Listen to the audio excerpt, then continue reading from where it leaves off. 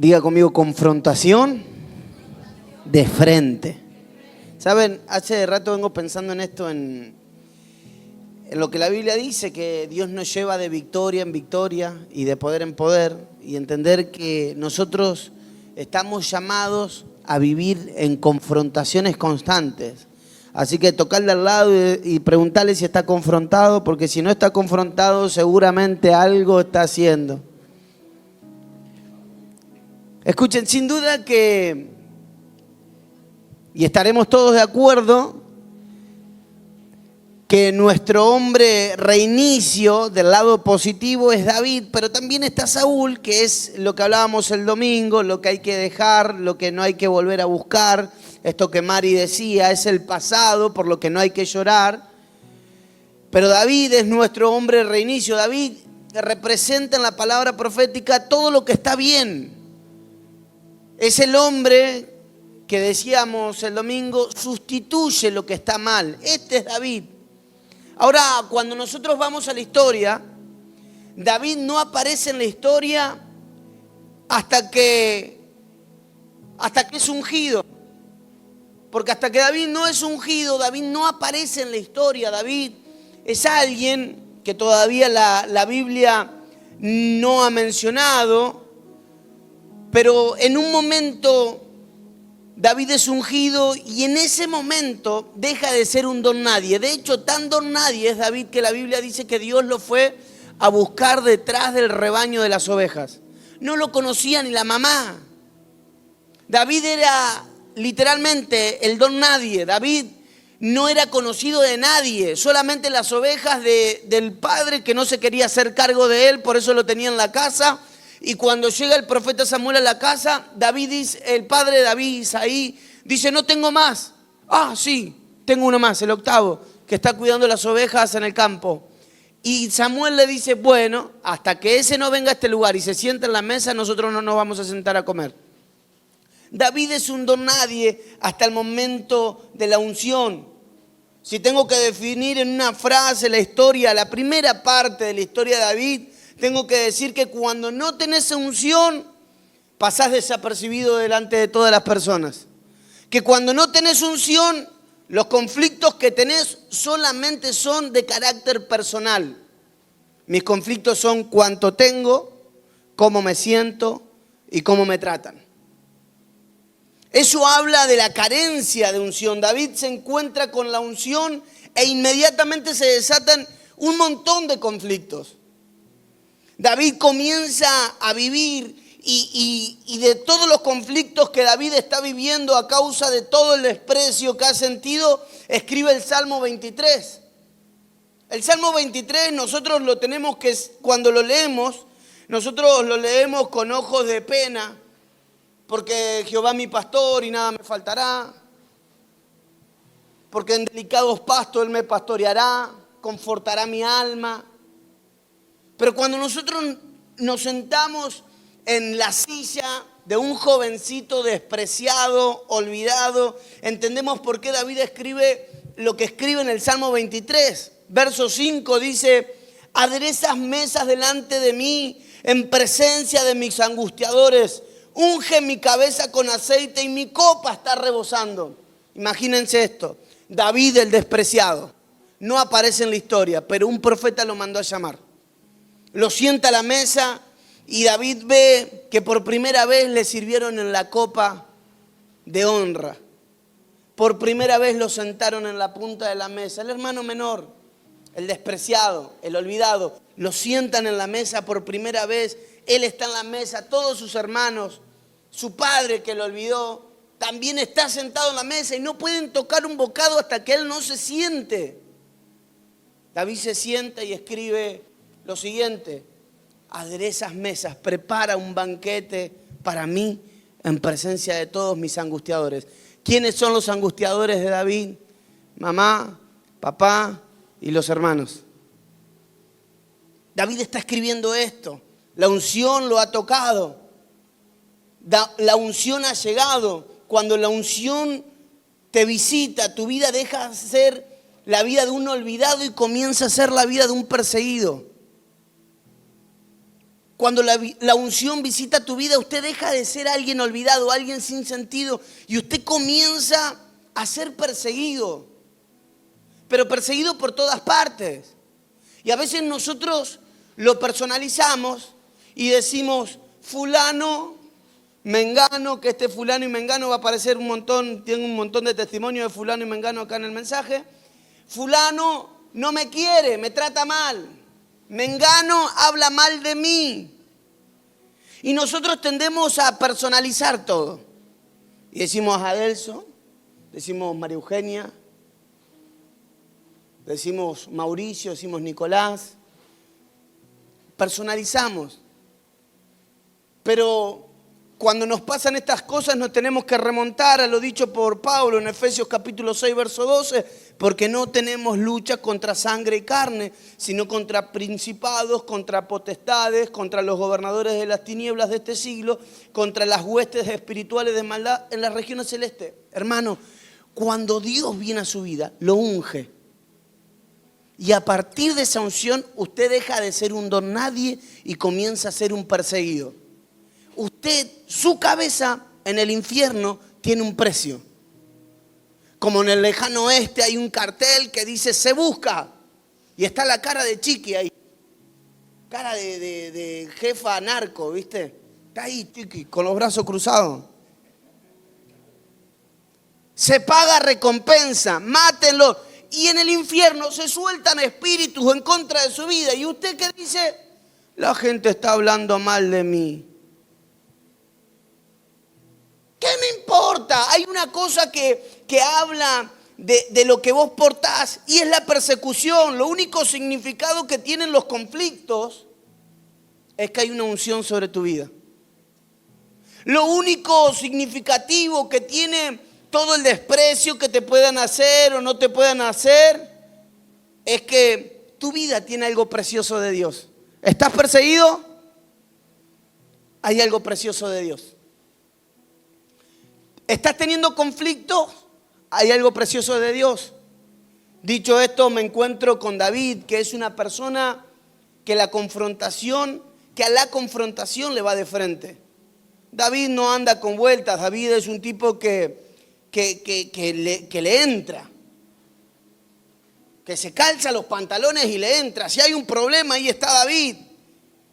Y David va a estar metido en problemas, en constantes problemas. De hecho, David tiene tantos problemas que es el único rey en Israel que logró unificar a toda la nación. Pero eso tiene un precio. Tu crecimiento tiene un precio. Tu madurez tiene un precio. Tu espiritualidad tiene un precio. ¿Qué es? Conflicto. Digan conmigo, conflicto. Muchas veces nosotros tratamos de evitarle el conflicto a las personas. Hoy estaba pensando en esto porque muchas veces he tratado de no decir lo que debo decir para que nadie se sienta mal. Para que nadie se sienta que le estoy tirando con algo. Ay, vamos a tratar de que fulanito y menganito se lleven bien para que no se odien, porque si se odian va a haber como tensión en el momento y eso es feo porque es una comunidad de fe y que una y otra persona se lleven mal. Mi hermano, a veces nosotros tratamos de evitar el conflicto, pero en realidad es el conflicto lo que promociona a David. Si vos no tendrías ningún conflicto, no habría ningún tipo de promoción en tu vida.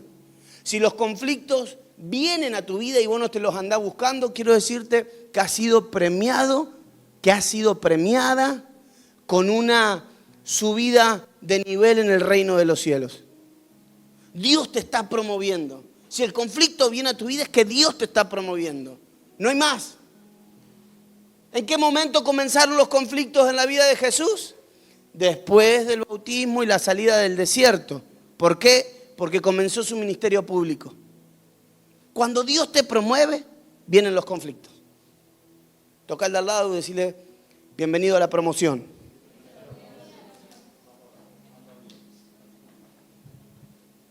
Hace un tiempito atrás le decía a una persona que esas lágrimas que tenés se te metan para adentro. Se le subió el moco todo. ¿Por qué? Porque usted no tiene que llorar los conflictos, no tiene que llorar la persecución. Jesús dijo, bienaventurados seréis, por cuanto por mi causa hablen mentiras de ustedes, los persigan a ustedes, los injurien a ustedes. Jesús dice, yo en el cielo te voy a estar aplaudiendo. Esteban, hay un grupo de personas que están mintiendo para llevarlo a la corte y para matarlo. Y la Biblia dice que mientras ellos rechillaban los dientes, se mordían fuerte, hacían ruido con los dientes, Esteban estaba de rodillas mirando el cielo y vio a Jesús puesto de pie que lo estaba recibiendo en el cielo. Esteban estaba siendo promovido, pero la gente que supuestamente conocía lo estaba a punto de apedrear. La promoción trae conflictos. Ahora, la pregunta que yo me hago es cómo es que este David encuentra fuerza para no tenerle miedo a esto.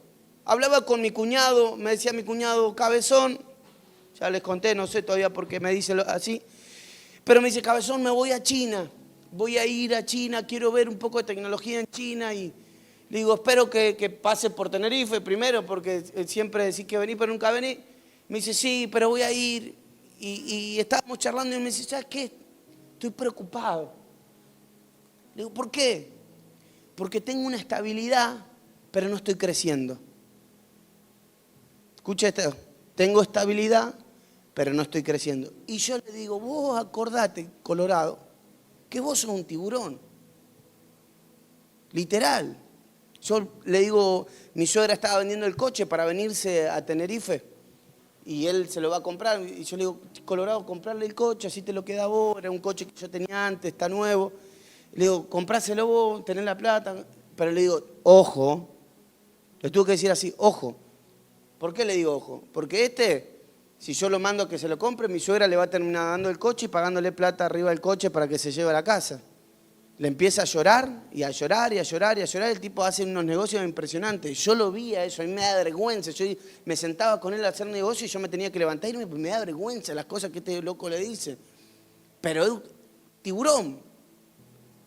Y le digo, ¿sabes qué? Tenés que encontrar el balance entre las deudas y el orden. Porque un empresario que no tiene deuda es un empresario que no crece. Pero hay un balance, hay una cosa ahí que sostiene todas las cosas. Uno tiene que tener conflictos porque los conflictos son los que te hacen crecer. A veces nosotros venimos y llegamos a la iglesia porque tenemos conflictos y queremos no tener más conflictos. Si alguno quiere ser mi discípulo, dijo Jesús, tome su cruz y sígame. Evidentemente nosotros estamos llamados a vivir una vida de conflicto. El hombre cuyo Dios dijo, tiene un corazón conforme al mío, es un hombre que vivió toda su vida en conflictos. Conflictos de guerra, conflictos bélicos, conflictos familiares, conflictos matrimoniales, conflictos con los hijos, conflictos con gente, conflictos con envidia, conflictos con celo. Esa es la historia de David. Ahora, la historia termina diciendo lo siguiente. Segundo libro de Samuel, capítulo 21, verso 18, dice, otra segunda guerra hubo en Gab contra los filisteos y entonces, perdónenme los nombres, Sibecai Usatita mató a Asaf, quien era uno de los descendientes de gigantes. Hubo otra vez otra guerra en Gob contra los filisteos, en la cual el Anam, hijo de Jaare Orehim de Belén, mató a Goliat Geteo, él hasta de cuya lanza era como el ladrillo de un telar.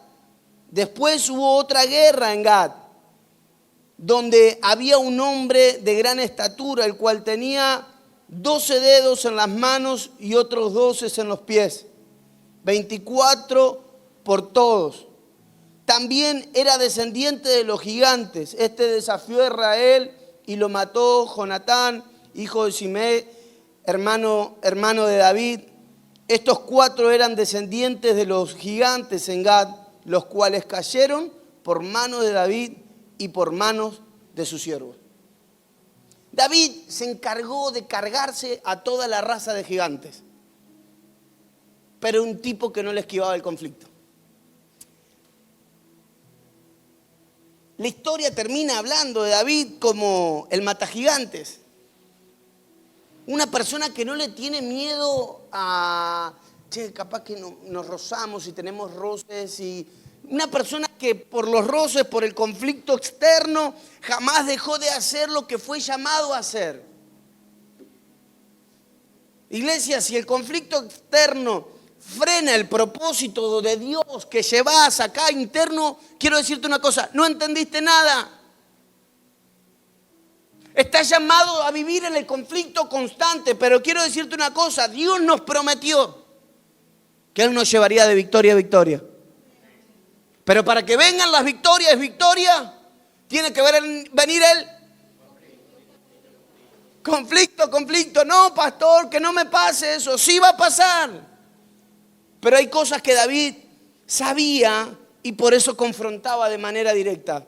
Lo primero que David sabía era quién era su Dios. Si hay algo que a todos nosotros nos va a quedar muy claro es que David era un hombre de comunión con Dios.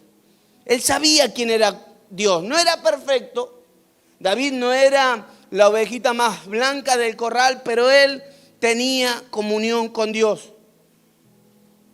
Y por esa comunión que David tenía con Dios, David estaba todo el tiempo en movimiento. David era una persona de acción.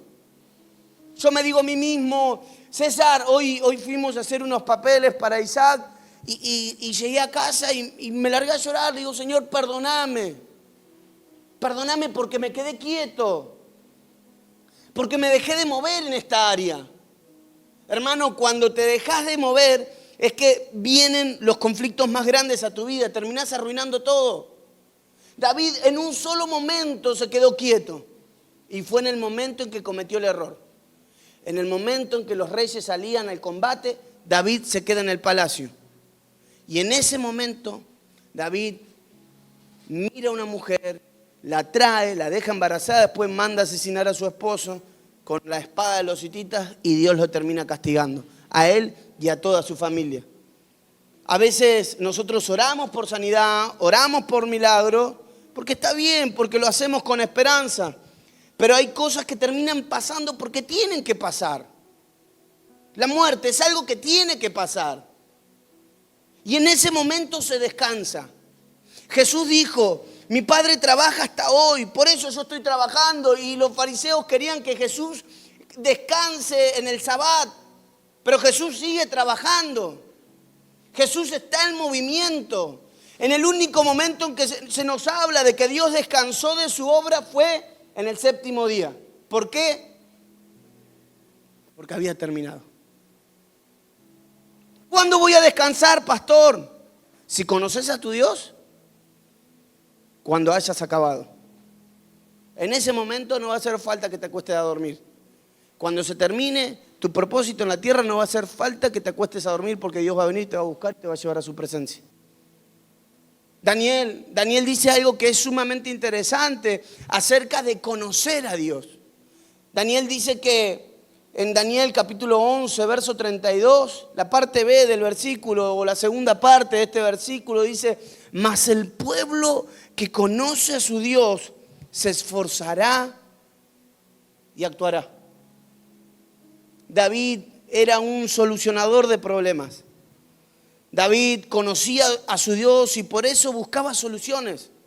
Veía un conflicto y David estaba ahí. Mientras el pueblo estaba amargado, en primer libro de Samuel, capítulo 30, verso 5, el pueblo está amargado, están pensando en apedrearlo a él.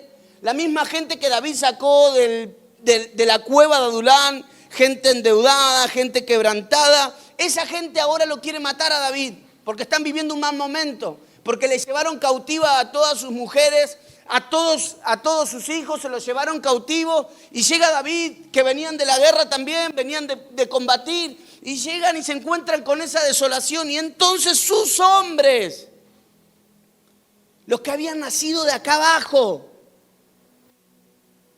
piensan, vamos a matar a David, vamos a apedrearlo, porque por culpa de él se llevaron a nuestras esposas y a nuestros hijos.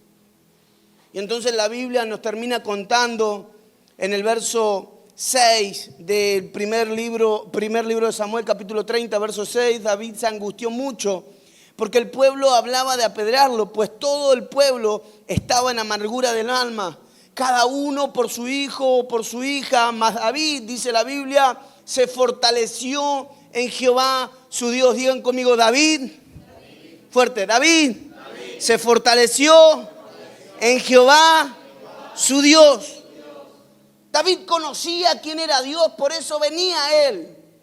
Hermano, es imposible que usted viva una vida cristiana sin comunión con Dios. Por eso a mí me llama la atención que pasen días y usted no ora en su casa, que no lea la Biblia. Es imposible vivir la vida cristiana sin tener comunión con Dios. ¿Por qué? Porque usted está en un conflicto impresionante, cósmico, bélico, pero incalculable. Todo el infierno quiere su cabeza. Entonces, si usted viene los miércoles al culto, y gloria a Dios, voy el domingo, y gloria a Dios, se piensa que eso basta. Usted tiene que tener una comunión constante. David se fortalecía en Jehová su Dios. David fue a la presencia de Dios y sale, verso 7, dice la Biblia lo siguiente: y dijo David al sacerdote Abiatar, hijo de Ahimelech, yo te ruego que me acerques el efod. Y Abiatar acercó el efod a David. Y David consultó, digan conmigo, consultó a Jehová, diciendo, perseguiré a estos merodeadores, los podré alcanzar.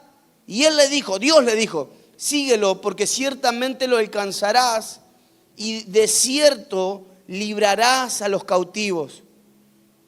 Y partió, dice el verso siguiente, partió pues David, él y los 600 hombres que con él estaban, y llegaron al torrente de Besor, donde se quedaron algunos, y David siguió adelante con 400 hombres. David viene a Dios, viene al culto, viene al templo, pero sale con acciones concretas, porque David era un hombre de acción.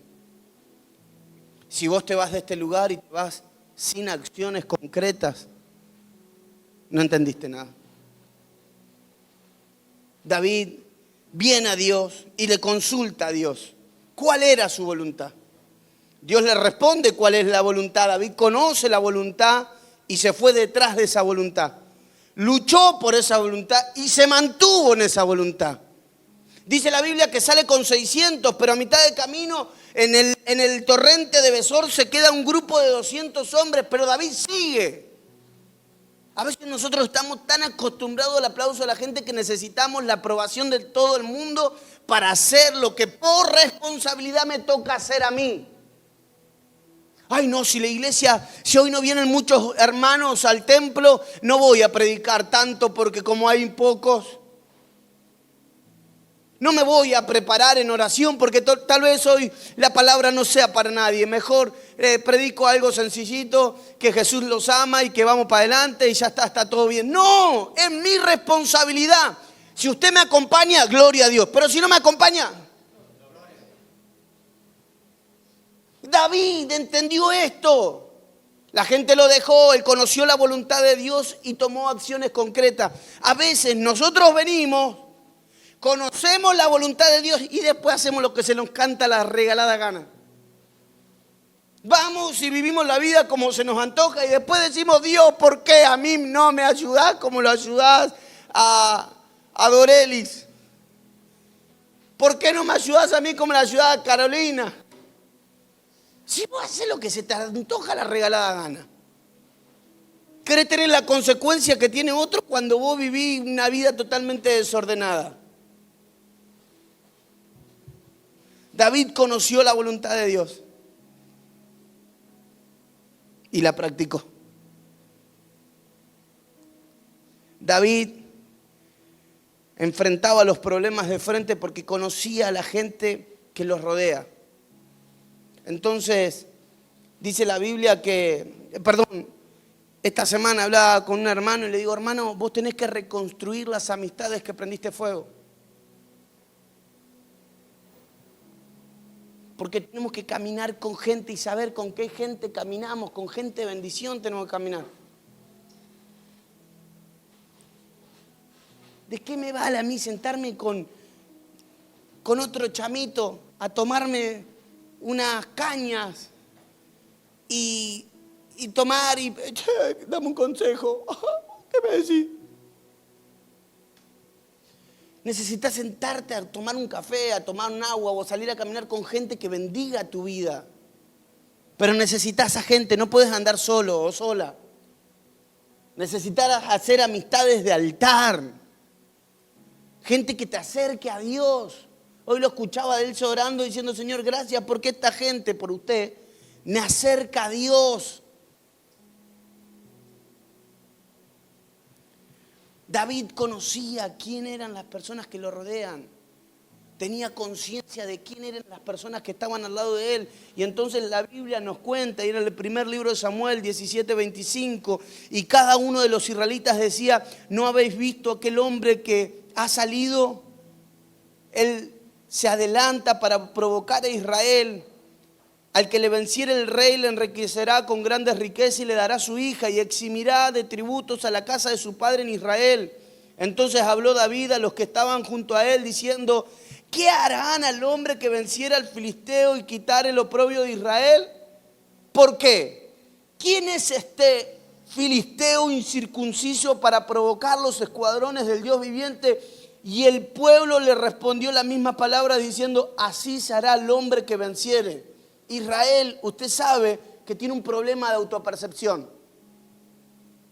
Israel se ve a sí mismo como langosta. Esto no fue un problema del pueblo cuando estaba queriendo entrar a la tierra prometida. Era un problema cultural.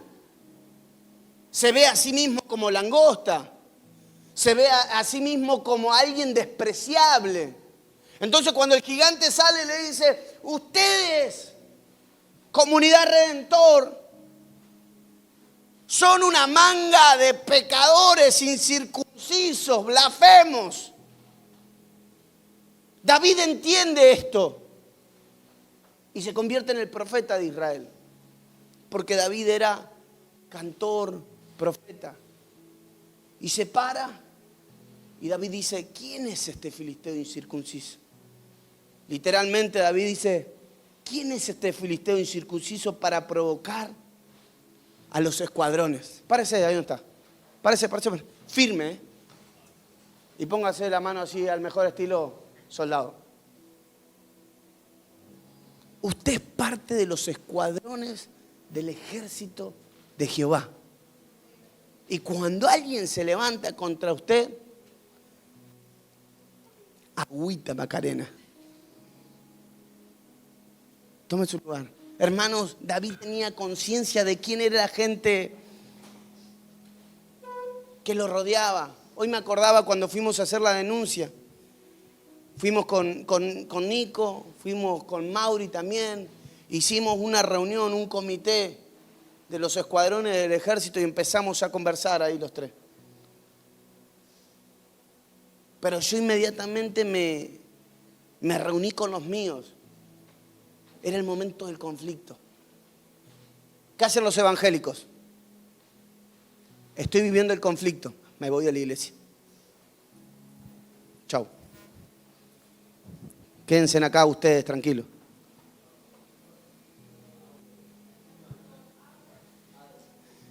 Nos vamos de la iglesia. Nos quedamos solos y la Biblia dice que el diablo anda como león rugente buscando a quien devorar. El diablo busca una presa solitaria. Rodéate de gente que te bendiga. Ayúdame, Señor. Pero me bendice, Yubisai me bendice. La tengo que soportar. Es mi hermana, me bendice. Y ojo que yo hable mal de ella. Porque ella es un general del ejército del Dios viviente. Ah, pero a mí no me gusta cómo hacen los TikTok y anda bailando. A mí tampoco, perdón. Pero es una general. Para eso firme el general. Firme. Oh, pero ¿qué? Esa. Pero ojo, porque ella es una general del ejército del Dios vivo. Entonces, cuando vos tenés conciencia de la gente que te rodea, tenés que tener mucho cuidadito de cómo vas a hablar. Porque vos no hablás del hermanito. Vos hablás de uno que fue elegido por el Cordero. David tenía esta conciencia. David no conocía la cruz. ¿Por qué Jesús muere en una cruz y no murió apuñalado y no murió perseguido, apedreado? ¿Por qué Jesús tiene que morir en la cruz? ¿Usted sabe lo que dice Jesús? ¿En qué se resume la ley y los profetas? ¿En qué se resume?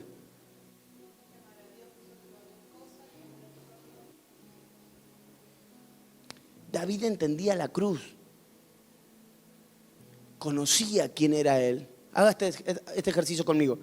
David conocía quién era Dios. Está curando el empacho, ¿qué está haciendo? Haga así. David conocía quién era Dios, pero también conocía a la gente que lo rodeaba. Estaba resumiendo la ley y los profetas. Cuando llegás acá, vos estás juntándote con el ejército. Vos te estás juntando con el ejército de Dios. Acá pasan cosas espirituales. Ah, hermano, ¿cuánto nos cuesta hacer cosas, ejercicios espirituales? Ponerte de rodillas. Te pones de rodillas solamente cuando estás pasando la peor de la peor, que tenés que orar, o estás en un conflicto que te están a punto de volar la cabeza.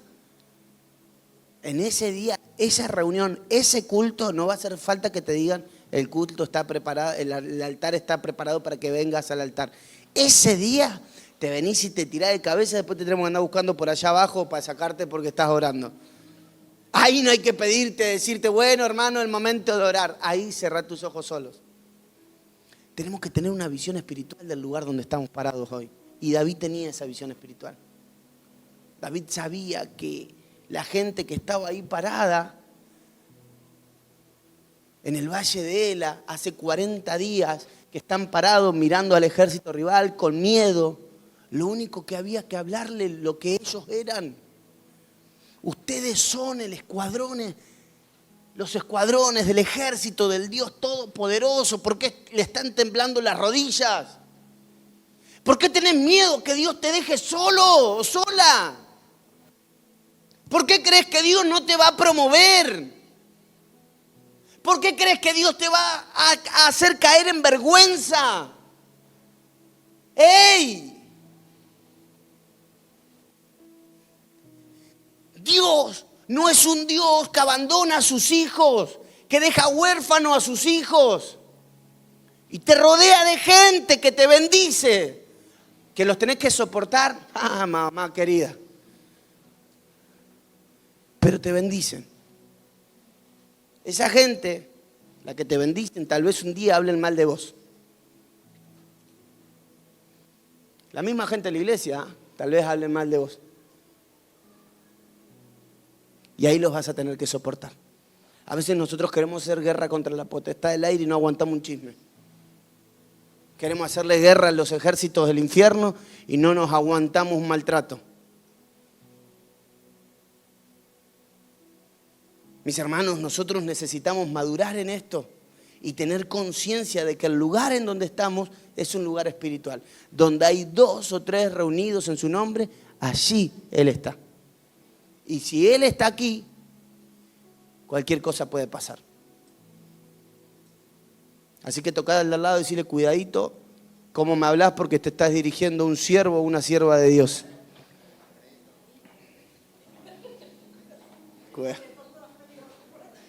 Cuidadito, hermano.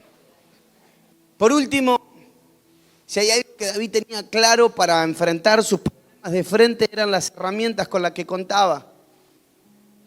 Las herramientas con las que él iba a pelear. Esto le agregaba valor a la persona de David, porque él no despreciaba quién era. Él no despreciaba quién era, él era lo que era. Y cuando lo quisieron vestir con las vestiduras del rey, él dijo, pero yo no soy esto. Nosotros no nos tenemos que parecer entre nosotros. Nosotros tenemos que parecernos a Cristo en esencia. Usted no se tiene que parecer al pastor, no, que yo quiero predicar con el pastor, no, que yo quiero... No, usted tiene que ser usted. Porque al final lo que Dios llamó de usted es eso que usted es. Que a veces está vestido de un montón de armaduras que son las armaduras que el sistema nos ha dado. La Biblia nos cuenta en el primer libro de Samuel, capítulo 17, verso 38, y Saúl vistió a David con sus ropas y puso sobre sus cabezas un casco de bronce y le armó de coraza y le ciñó su espada sobre su vestido y probó a andar porque nunca había hecho la prueba. Y dijo David a Saúl, yo no puedo andar con todo esto porque nunca lo practiqué, porque no soy esto. David dejó la armadura de Saúl y tomó el cayado, escogió 5 piedras, el número 5 que significa la gracia de Dios, y a esa gracia la tomó del arroyo y la puso sobre su saco pastoril y tomó su honda y fue hacia el filisteo. Nosotros tenemos que dejar de querer parecernos a todo el mundo porque nosotros queremos parecernos a los que nos encanta y no todo lo que nos encanta está bien. No todo lo que nos fascina está bien. Y queremos parecernos a ese grupo porque quiero pertenecer a ese grupo y entonces tengo que ser de esa forma para pertenecer a ese grupo. Lo que tenés ahí son un montón de amistades falsas que están queriendo a una persona que no es. Te estás quitando crédito a vos.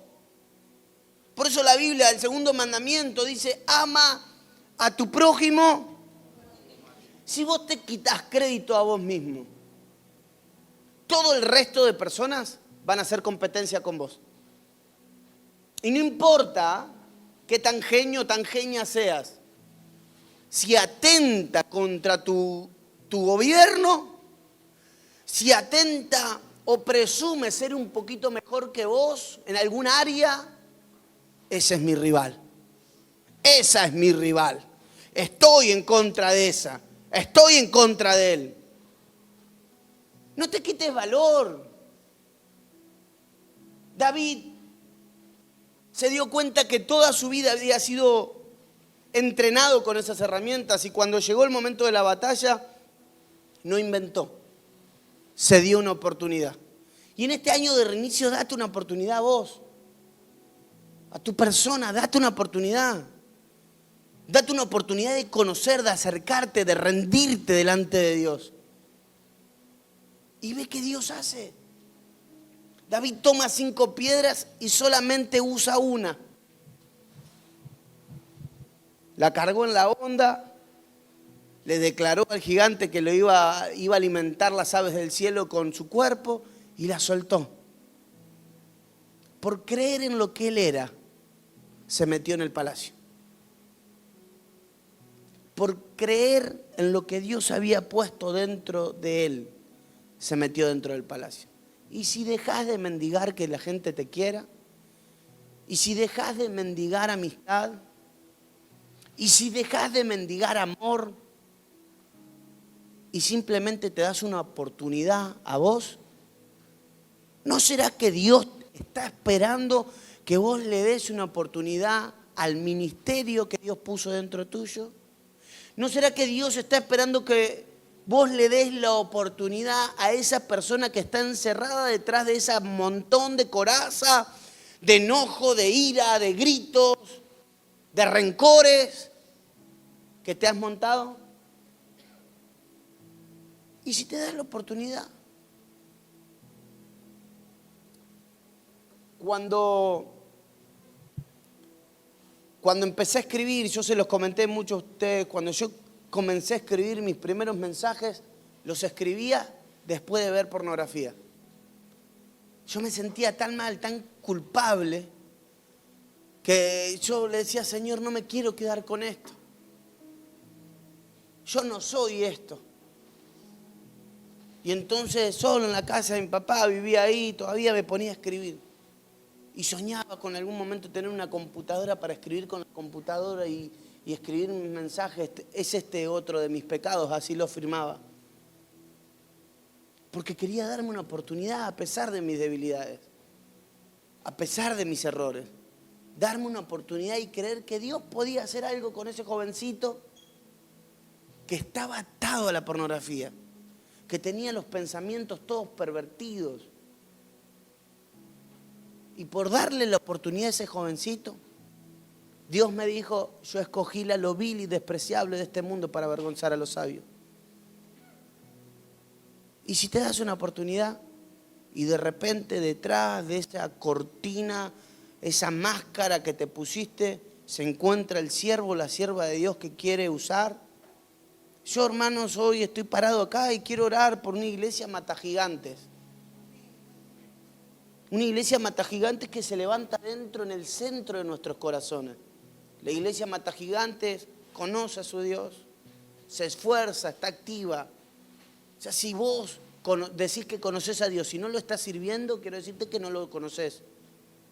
Si vos que decís conocer a Dios no estás trabajando en tu casa, en tu matrimonio, con tus hijos, no estás trabajando en algo y estás quietito todo el tiempo, quiero decirte vos no conoces a Dios. Una iglesia que conoce a Dios es una iglesia esforzada. Hace ofrendas sacrificiales. ¿Se acuerdan de aquella ofrenda sacrificial? Si la lloramos a la ofrenda sacrificial. Y ahí están los majuelos abiertos. Cada vez que vamos a adorar ahí hay un conflicto espiritual. A mí me van a tirarle con la silla porque parece que no se mueve una pluma ahí mientras estamos cantando. Pero es la opresión espiritual que hay en ese territorio. Estamos en un conflicto espiritual. Desde que decidimos abrir las puertas del lugar ese, agüita, mamá querida. Una cachetada detrás de la otra. Sí, vengo. Pa. Le decía a un amigo que me escribió, ¿cómo venís con la iglesia nueva? Desde que la abrí no paro de luchar contra el infierno. ¿Para qué? ¿Para qué? Estábamos bien. El grupito estaba creciendo. Era una iglesia bien acá. Estábamos avanzando. ¿Para qué? Porque sin conflicto no hay crecimiento. Si usted le tiene miedo al conflicto, vaya y haga terapia emocionales con musiquita relajante, pero acá usted no va a tener eso, musiquita relajante ni terapia.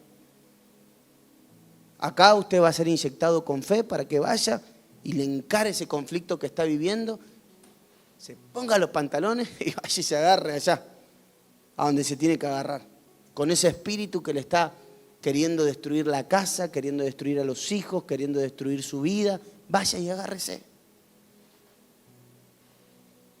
Y no vaya, ahora vaya a decir, pastor, me agarré trompada acá con mi esposa, con mi esposo, porque usted me manda. No.